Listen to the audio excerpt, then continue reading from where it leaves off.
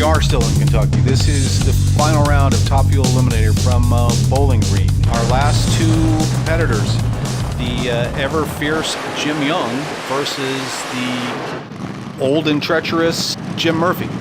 And consistent Jim Murphy. They have consistently not won the last 5 finals, and I don't mean that in a negative way. I'm just telling you. Is there a positive way? The score here, and well, the positive is that eventually, when you're that good, things turn around.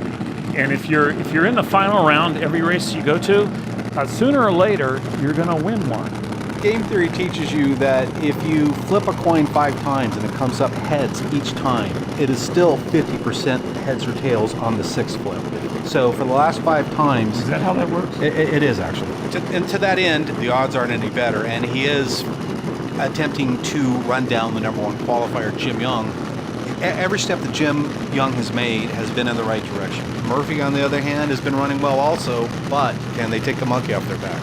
I will say that the odds are greater than 50-50 for Murphy now, but you're right. I mean, Jim Young is a hell of a racer, and you know, he's got a new baby, a very new baby, like I think 5 weeks old. Wow. As a father, that's a lot.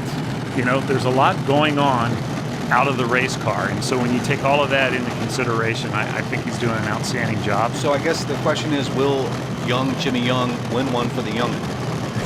For the young one, which they named Crew. So Crew has his future mapped out for him already.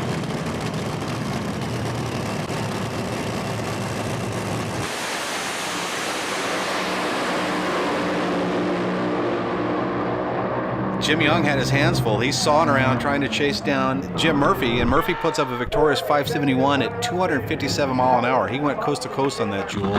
592 at 253 mile an hour for Jim Young.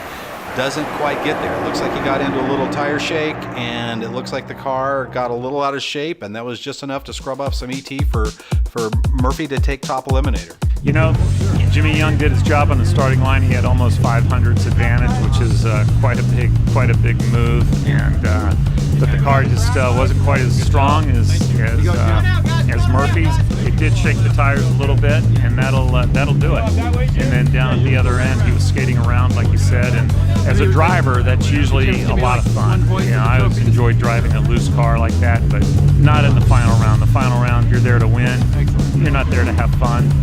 Going into our next race, Boise, Idaho in August, you will see many of these same motley characters and yet another edition of Dragsters Run. So until then, this has been Cole Kuntz with the ever-effervescent Whit Bazemore saying see you later.